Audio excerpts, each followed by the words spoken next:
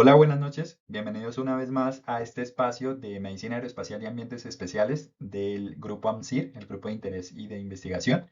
Mi nombre es Andrés Eduardo Sánchez Palencia y el día de hoy vamos a hablar sobre actividad extravehicular. Para esta presentación vamos a hablar sobre este artículo publicado en la revista Microgravity de Nature.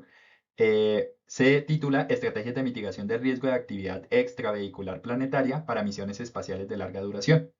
Es un artículo que intenta reunir varias medidas que toma la NASA para mitigar ese riesgo que hay en una exploración o en una actividad extravehicular para pues, los astronautas que salen de su entorno en la Estación Espacial Internacional o en las futuras misiones a Marte y a Luna de sus vehículos espaciales. Bueno, ya para introducirnos al tema, en futuras misiones a Luna y a Marte, necesariamente se van a programar dentro de las misiones actividades extravehiculares planetarias y estas actividades extravehiculares pues obviamente exponen al astronauta a un ambiente hostil, un ambiente que desafía su fisiología y por eso es necesario identificar los riesgos, definirlos, categorizarlos y tratar de establecer tecnología y habilidades que puedan ayudar a superar al astronauta a pues todos estos riesgos o obstáculos. Obviamente, todo no puede estar planificado, existen los accidentes, existen los imprevistos. Sin embargo, NASA es muy enfático en sus talleres para definir cuáles son todas las posibles cartas que puedan estar en juego, cuáles pueden ser todos esos posibles riesgos y tratar de mitigarlos de alguna manera. Como parte de la reducción de esos riesgos, se creó desde 1983 para la estación Mir y también para la futura Estación Espacial Internacional y las misiones Apolo, la Unidad de Movilidad Extravehicular. Este EMU es el traje espacial que conocemos normalmente, el que vemos en las imágenes, y está especialmente diseñado para órbita terrestre baja. ¿Esto qué quiere decir? Pues que su poder para proteger digamos que contra la radiación es limitada en cierta manera, porque recordemos que pues, la Estación Espacial Internacional en parte está protegida por los cinturones de Van Allen, pero obviamente el EMU puede llegar a ser modificado para tratar de sí, mejorarse, de proteger mejor al astronauta en ambientes más hostiles como Marte o incluso Luna. Dentro del diseño del traje espacial es importante tener en cuenta lo que es la selección del material del traje espacial. Es importante tener en cuenta em, cuáles son esos otros posibles riesgos como el polvo, como la misma radiación. Todos los sistemas internos del traje deben respaldar nuestra fisiología, nuestra misma salud, deben prevenir la hipercapnia, deben controlar la temperatura, la humedad. Además, todos los trajes espaciales deben ser funcionales para el astronauta que los use y el diseño debe tener en cuenta todos los entornos en los que puede llegar a operar el astronauta. Uno de los conceptos más importantes es este ConOps, el concepto de operaciones, y es básicamente una estrategia o un diseño de programa, un programa bien organizado que establece la NASA para cada una de las actividades extravehiculares y a los cuales se debe apegar el astronauta. El ConOps, por lo menos en una actividad extravehicular o EVA real, en términos como más prácticos, incluye lo que es la duración y dificultad de las tareas, así como otras áreas que afectan el rendimiento del EVA, como tiene en cuenta la fatiga, el bienestar psicológico del astronauta. Aunque los EVA de la Estación Espacial Internacional son una tarea extremadamente extenuante para los astronautas, los EVA planetarios pueden llegar a presentar un desafío aún mayor, ¿sí? Y es por eso que las futuras misiones como Artemis requerirán más movilidad que las EVA en Estación Espacial Internacional. Y es por esto que se empiezan a diseñar o a modificar todos estos parámetros del EMU para que se pueda llegar a soportar toda esta actividad. Entonces, en esta revisión narrativa de la que les hablo, ellos lo que intentan es identificar los riesgos claves asociados con los EVA planetarios, e identificar estrategias de mitigación adecuadas específicamente para la exploración de la superficie planetaria. Y este es un documento muy importante porque nos trae a consideración varias medidas y varias tecnologías que se están desarrollando y que pueden llegar a ser utilizados en actividades extravehiculares en un futuro. Entonces, el documento se divide en dos secciones. La primera habla sobre el diseño del traje espacial. En esta sección se toman en consideración todos estos parámetros, todos estos riesgos identificados con el fin de establecer tecnologías para mitigarlos. El primero de los riesgos que se toman en cuenta para el diseño de un traje espacial es la prevención de la hipercapnia. Y es que con este espacio limitado que tenemos dentro del traje, dentro del EMU, nosotros pues nos exponemos a acumulación de gases residuales como el dióxido de carbono, que pueden llegar a presentar obviamente alteraciones a nivel de nuestra fisiología y es importante establecer sistemas que ayuden a eliminarlo. Por eso NASA en el EMU utiliza este sistema de soporte vital portátil o PLSS por sus siglas en inglés. Y este sistema básicamente lo que hace es eliminar el CO2 y el vapor de agua al mismo tiempo que proporciona protección térmica. También se han diseñado sistemas que ayudan a eliminar otras sustancias tóxicas como el amoníaco y el formaldehído que pueden llegarse a acumular dentro del traje espacial, como el sistema de membranas líquidas soportadas o SLM. Ahora, una de las cosas más importantes de los parámetros que hay que medir en tiempo real en un astronauta es el CO2 que está dentro del traje. Para esto se han diseñado, digamos que varias tecnologías, sin embargo, hasta el momento la variabilidad de estas tecnologías, de las mediciones en tiempo real, es bastante considerable y no tan precisa, y NASA está tratando de investigar otros sistemas de medición en tiempo real de CO2, y es el que vamos a ver a continuación.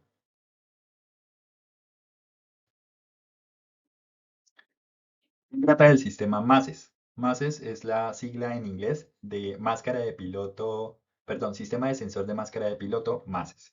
Entonces, este sistema lo que mide en tiempo real es la humedad relativa, la presión, la temperatura, la presión de CO2 en el aire expirado y la presión de oxígeno. Todo esto mediante unos sensores de luminiscencia que tiene integrado. Entonces, estos sensores de luminiscencia permiten de una forma mucho más precisa establecer cuáles son esas concentraciones y temperatura y humedad que nosotros necesitamos estar 100% seguros que están en unos rangos normales para los astronautas. En un principio, MASES está diseñado para aviación militar, como lo podemos ver en la imagen, pero el documento dice que muy posiblemente se puedan llegar a extrapolar o a llevar este tipo de tecnologías al EMO. Bueno, el otro riesgo que toman en consideración es cómo controlar la temperatura y la humedad dentro del traje para que el astronauta esté cómodo, tenga un adecuado rendimiento y pues esté seguro dentro del traje. Recordemos que nosotros en futuras misiones espaciales podemos estar expuestos a muy altas temperaturas por la radiación cósmica que hay fuera de nuestra atmósfera y para ello necesitaríamos sistemas de refrigeración adecuados. Esta prenda, la prenda de refrigeración y ventilación líquida, el LCVG, se coloca antes de colocar el EMO, es como una especie de traje interior que consiste en una serie de tubos que permiten correr agua fría a través de ellos y así regular la temperatura. Sin embargo, pues es bastante voluminoso, o sea, bastante grande, ocupa bastante espacio y NASA está tratando de conseguir una tecnología que permita una adecuada refrigeración, pero a expensas de menos masa. Em, Ahora, algo importante es tener claro que por encima de 480 BTU hora, nosotros vamos a tener disminución de rendimiento. Esto es como una medida de calor, ¿sí? Sin embargo, por encima de los 800 BTU, vamos a presentar daño tisular ya. Es por esto que el sistema de refrigeración que en un futuro se pueda llegar a utilizar en un EMU o en un CEMU, debe necesariamente rechazar de 250 a 300 watts para una actividad extravehicular de 8 horas. Entonces, esto básicamente lo que dice es que si no se cumple este objetivo de rechazo de 250 a 300 watts, pues la tecnología necesariamente tiene que ser rechazada para ser aplicada en el espacio. Ya investigadores del MIT realizaron una revisión de toda la tecnología de gestión térmica que hay disponible hasta el momento y los sometieron a estos, digamos que a evaluación del nivel de preparación tecnológica, que son los TRLs de las tecnologías de NASA, y realmente hasta el momento ninguna de las tecnologías ha alcanzado el objetivo del rechazo de calor propuesto. Entonces, lo que se está pensando como alternativa es una reinvención del LSBG a través de inclusión de membranas permeables al agua que ayuden con la absorción del vapor de agua y obviamente ocupen menos masa. Sin embargo, pues esto suena más fácil de lo que puede llegar a ser para volverse efectivo. Y una alternativa adicional es la que les muestro a continuación. Y es este traje de contrapresión mecánica o MCP. Me perdonan ahí el pulso, pero estoy con mouse. Entonces, el MCP o traje de contrapresión mecánica básicamente es como una segunda piel que se pone el astronauta. Requiere un ajuste ceñido que implica una compresión detallada de la deformación de la piel humana, o sea, se adhiere bastante bien a la piel, provocando como una presión adicional y sobre todo se ajusta en las articulaciones, que es lo que señalan acá. Sin embargo, eh, el traje funciona muy bien a nivel de las manos, o sea, permite una adecuada movilidad de los dedos e incluso pues de articulaciones grandes. Y sabemos que la movilidad viene siendo como una prioridad ahora para NASA, para las futuras misiones, porque van a implicar mucha más actividad del astronauta pues manual. Entonces, este MCP lo que hace es que, dado que es tan delgado, a medida que el astronauta suda, las gotas de agua atraviesan el traje y se evaporarían en la atmósfera. Obviamente, así se disiparía el calor y se enfriaría el astronauta. Sin embargo, pues riesgos como radiación, enfermedades compresivas, pues entran en juego y por eso es que no ha tenido o sea, tiene un bajo TRL. La eliminación de desechos en trajes espaciales de una manera segura también es bastante importante, sobre todo para misiones de larga duración, porque pues la micción y la defecación son parte de nuestra fisiología. Actualmente se utiliza este sistema, que es el sistema MAC o sistema de prendas de máxima absorción. Es básicamente una serie de capas, una prenda con un forro exterior de plástico, un material absorbente, capas que son como más absorbentes para el agua y un forro de tricot en el interior. Y este sistema permitiría, en llegado caso, que el astronauta miccione y se absorbería adecuadamente. Sin embargo, si se requiere que los astronautas permanezcan en sus trajes debido a una emergencia o se necesiten que el astronauta dure mucho más tiempo por la misma misión, pues se va a necesitar sistemas eficientes de gestión de desechos para que pues, puedan darse estas misiones. Porque sabemos que la exposición de la piel a las heces y la orina compromete lo que es la integridad de la piel, deja la dermis expuesta a infecciones. Otra de las técnicas que utilizan actualmente los astronautas para evitar este problema es reducir la ingesta de consumibles ayunando antes de una actividad extravehicular. Sin embargo, pues el ayuno prolongado tiene sus consecuencias, aunque según el documento no hay evidencia que sugiera que el desempeño de las tareas del astronauta sufran como resultado del estado de ayuno en estos entornos de microgravedad. Pero eh, de todas formas no es como una opción tan viable eh, y se necesitarán muchos más como sistemas de desechos para el EMU. Cuando vamos al espacio, presentamos una serie de alteraciones fisiológicas cardiovasculares y bueno, en múltiples niveles, pero las cardiovasculares son especialmente importantes porque pueden llegar a afectar nuestro mismo rendimiento dentro de la misión. Es por eso que NASA crea este grupo, el grupo por sus siglas en inglés significa Equipo de Maduración de Sistemas de Actividad Extravehicular de Rendimiento y Salud de la Tripulación. Este grupo se encarga de evaluar todos los efectos nocivos que pueda tener los vuelos espaciales pero además se encarga de establecer qué tareas puede llegar a realizar un astronauta que esté fatigado, que esté lesionado o que tenga una alteración fisiológica bastante importante por el ambiente espacial. Y para esto, pues hace varias, digamos que pruebas en tierra.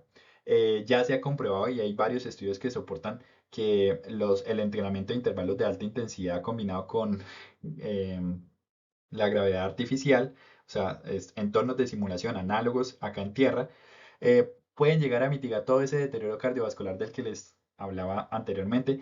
Sin embargo, pues no del todo, no es el 100%. Se están igual desarrollando todavía estudios al respecto de cómo podemos llegar a mitigar aún mejor y esto se va a realizar sobre todo mediante protocolos establecidos de actividad física que se pueda realizar en los vehículos espaciales. Otro de los riesgos que se toman en cuenta es la enfermedad por descompresión. Esta enfermedad es muy importante dada la baja presión ambiental que hay en el espacio.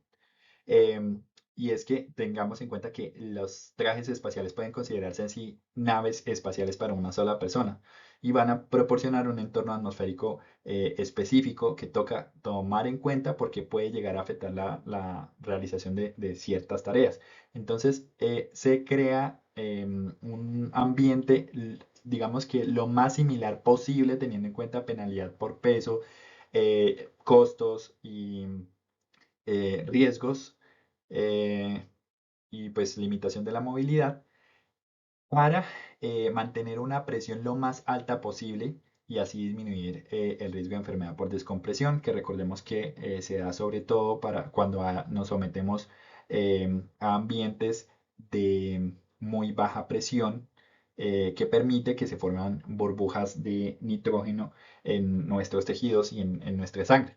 Entonces, eh, digamos que otras estrategias que se toman en cuenta son estrategias de nitrogenización y de preparación antes de la actividad extravehicular.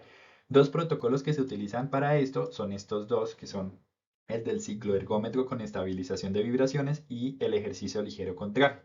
Básicamente son protocolos que establecen pautas de actividad física de miembros superiores e inferiores a ciertos intervalos con una exposición específica a oxígeno al 100%. Eh, o pues pueden haber variaciones, pero estos digamos que son los dos protocolos que utiliza actualmente la Estación Espacial Internacional antes de cualquier actividad extravehicular. Tienen la limitación de que son protocolos muy demorados, de horas estamos hablando, y estas horas en futuras misiones espaciales pueden, digamos que, generar muchos riesgos operativos y es necesario reducir lo más posible este tipo de tiempos. Entonces, se está tratando de investigar medidas de mitigación de enfermedad por descompresión mediante la aplicación de protocolos de ejercicio de alta intensidad en un menor tiempo o con menor oxígeno. Sin embargo, dentro de la literatura revisada dentro de este documento está el Instituto de Patología Pulmonar y de Gran Altitud en La Paz, que es este que vemos acá. Y este estudio básicamente lo que defiende es que se deben establecer protocolos con 9.5 PSI y 21% de oxígeno para tratar de limitar tiempos y recursos. Entonces, según este instituto, deberíamos empezar a plantear protocolos con estas condiciones y, pues, obviamente, actividad física para desnitrogenización y con estos protocolos ganaríamos tiempo y no se aumentaría el riesgo de enfermedad descompresiva.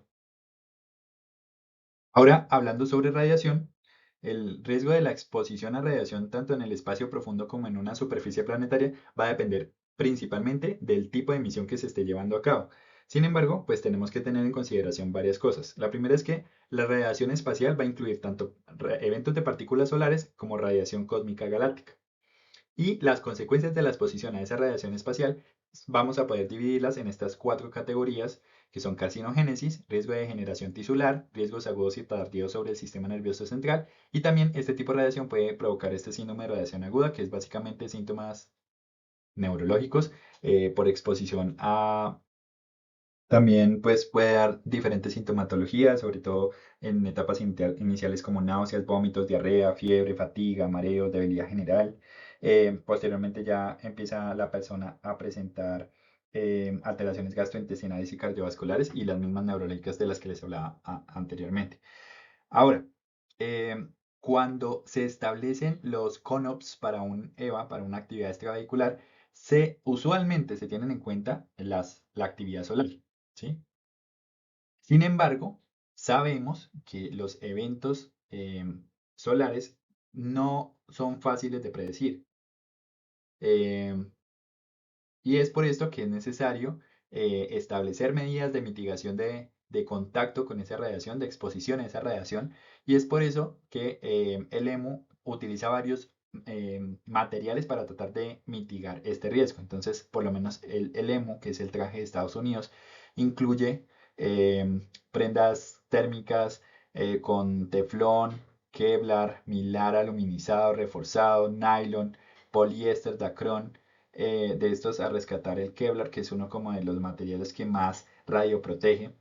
Mientras que el Orlan, que es el nombre que recibe el traje de Rusia, el traje de los cosmonautas, va a tener varias capas de polietileno. Estas capas de polietileno básicamente están superpuestas y eh, tienen como un alto nivel de hidrogenación, es mucho más barato y el material repele muy bien la radiación, por lo que se considera el material estándar radioprotector. Sin embargo, pues al ser de un solo material, este traje pues tiene una vida media o una utilidad mucho más limitada. Otras implicaciones que tienen el uso de varios materiales en el EMU, por lo menos, es implicaciones en el peso.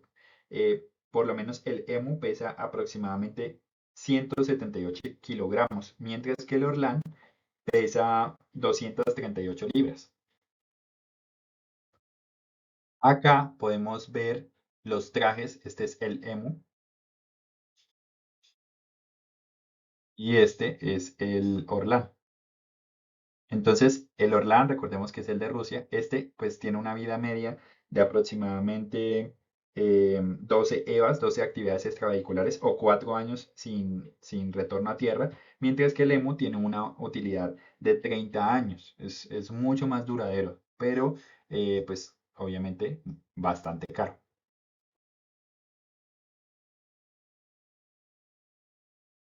Otra de las medidas que se ha empezado a estudiar es la utilidad del agua para repeler toda esta radiación. La Agencia Espacial Italiana ideó este traje. Este traje básicamente consiste como en bolsas de agua que se superponen entre el astronauta y el ambiente para tratar de mitigar que los rayos cósmicos y solares puedan llegar a afectar sobre todo nuestros órganos vitales.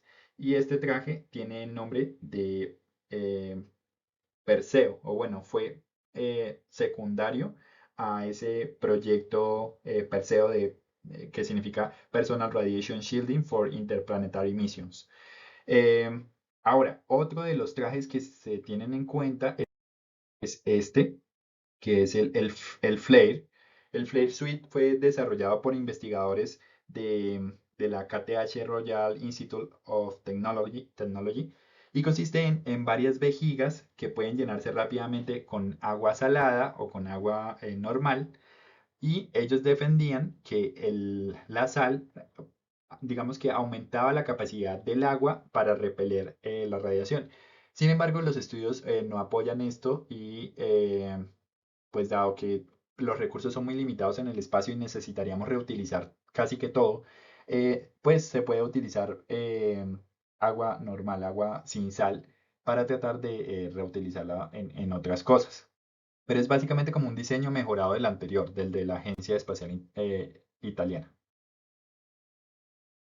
Sabemos gracias a las misiones Apolo que el polvo lunar pues puede llegar a comprometer incluso la misión porque recordemos que no solo tiene implicaciones toxicológicas a nivel de nuestro sistema respiratorio y a nivel ocular, sino que también puede llegar a producir abrasión de la tela de los trajes, obstrucción de los sellos de los vehículos espaciales y restringir la visibilidad.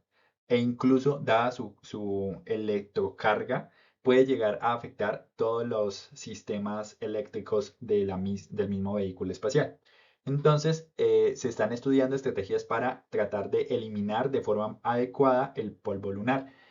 Dentro de esos sistemas está este sistema, el Spider. Este sistema consiste en tecnología electrodinámica contra el polvo y es básicamente este que les muestro acá. Entonces, este sistema consiste en como la presencia de ciertos electrodos a nivel de puntos claves de la tela que rechazan o repelen por su carga eléctrica a el polvo lunar. Entonces, por lo menos acá podemos ver cómo los electrodos, a comparación de este que no los tenía, pues repele bastante bien el polvo. Además, se utilizan ciertos como hilos cargados eléctricamente que pues básicamente harían la misma función. El sistema Spider es este. Em, Otro método de investigación del polvo es eliminar las partículas haciendo que salten de la superficie a través de un haz de electrones.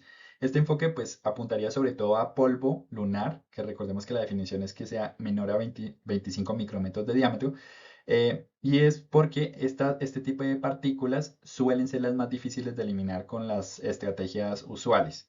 Entonces, se ha demostrado que mediante este tipo de tecnología se puede realizar una eliminación de alrededor de 75-85% de las partículas de polvo en el transcurso de 100 segundos. Dado que las actividades extravehiculares son extremadamente extenuantes y pueden provocar bastantes alteraciones fisiológicas e incluso lesiones en los astronautas, necesitamos en tiempo real medir y monitorizar todas las constantes fisiológicas y el estado de salud de la tripulación para así instaurar medidas correctivas lo más pronto posible.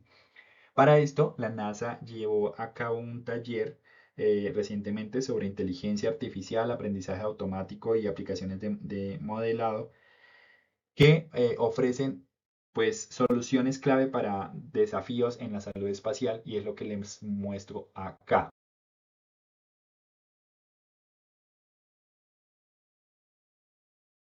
Y es este. Entonces, en este artículo eh, publicado en Nature, les dejo en la bibliografía pues la descripción para que lo puedan leer más adelante. Entonces, digamos que ese es el resultado del taller realizado por NASA con el objetivo de establecer unos objetivos de investigación y es desarrollar nueva tecnología que permita medir en tiempo real todas esas variables fisiológicas de las que hablábamos o incluso ir más allá. Por lo menos acá están los Smart Toilet. Estos inodoros permitirían hacer uroanálisis, análisis de heces e incluso medir biomarcadores de ciertas enfermedades, sobre todo a nivel colónico, eh, en tiempo real.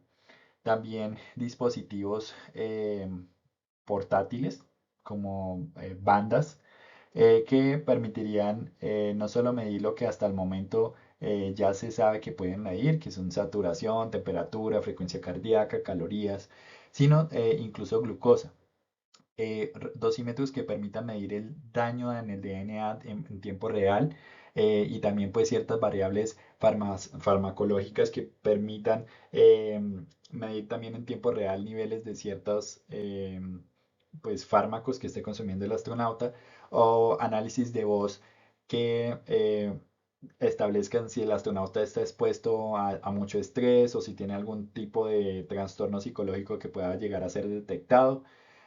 O incluso ultrasonido, obviamente este sí no iría dentro del traje, sino que ya iría a cargo del oficial médico a bordo, pues para establecer ciertas variables como mucho más avanzadas pero que estén facilitadas por inteligencia artificial. Estas son metas que tienen un futuro NASA para investigaciones, pero me parece muy interesante. De verdad, les recomiendo revisar este artículo. Y ahora vamos a hablar sobre los riesgos operacionales de la actividad extravehicular. Entonces, aquí tenemos la fatiga del astronauta, el bienestar psicológico y los cambios operacionales. Para hablar de la fatiga del astronauta, entonces, algunos de los mayores riesgos asociados con las actividades extravehiculares son la fatiga y las lesiones que puedan llegar a presentar los astronautas en la actividad extravehicular. Y pues la misma fatiga que puede ser producida por falta de sueño, por largas horas de trabajo o incluso fatiga mental por realizar tareas rutinarias monótonas o tareas excepcionalmente difíciles.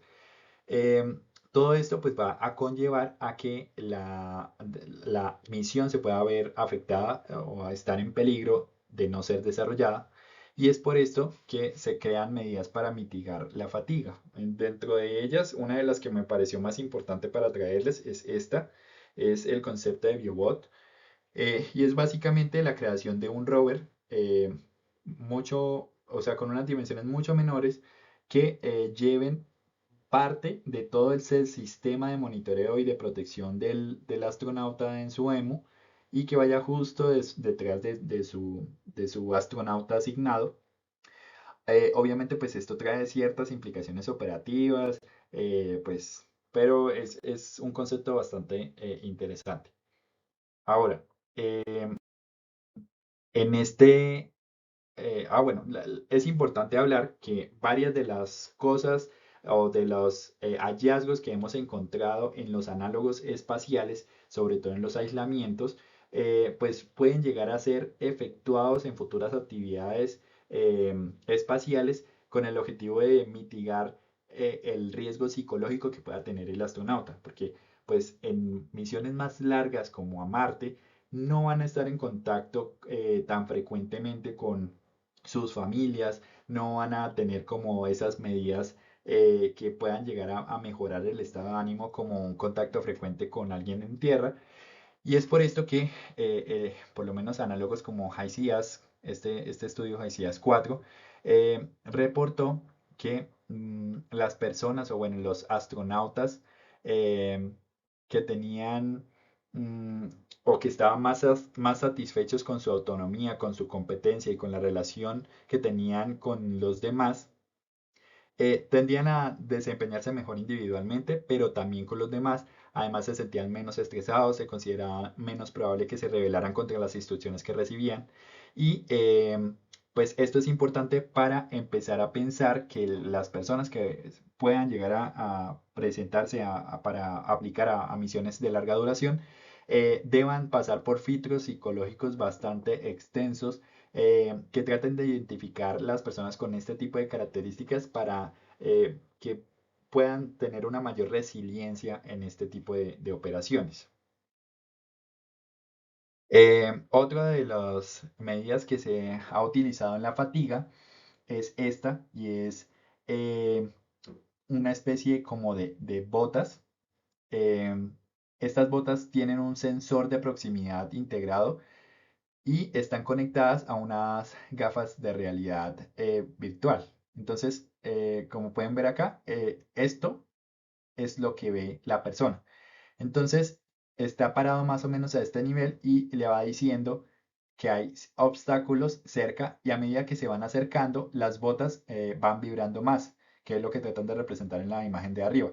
Entonces, a medida que esté más cerca el obstáculo, empiezan a vibrar mucho más y esos obstáculos también los vería en las gafas de realidad virtual, se irían acercando, acercando, acercando. Entonces, el acercamiento más la vibración harían que la persona, pues obviamente trate de corregir su caminata para evitar el obstáculo. ¿Y esto con qué se hace? Con el objetivo de que el astronauta no tenga que mirar frecuentemente hacia abajo, que causa mucha fatiga muscular a nivel cervical. Y este concepto también me pareció bastante interesante y es el concepto de holosextant. Entonces, también son como gafas de realidad virtual que uno les establece como el objetivo a donde quiere llegar, obviamente en un campo desconocido, un campo eh, que estemos explorando. Y este holosextant sería capaz de decirme cuál es la ruta por la cual puedo evitar mejor los obstáculos y pues simplemente yo la seguiría. Eso damos por terminada la charla. El artículo es este que, que les coloco acá, este de acá, el de Blaze. Y ahí dentro, pues obviamente hay mucha más bibliografía por si la quieren leer. Espero que les haya gustado bastante esta presentación y pues nos veremos en una próxima ocasión. Muchísimas gracias. Buenas noches.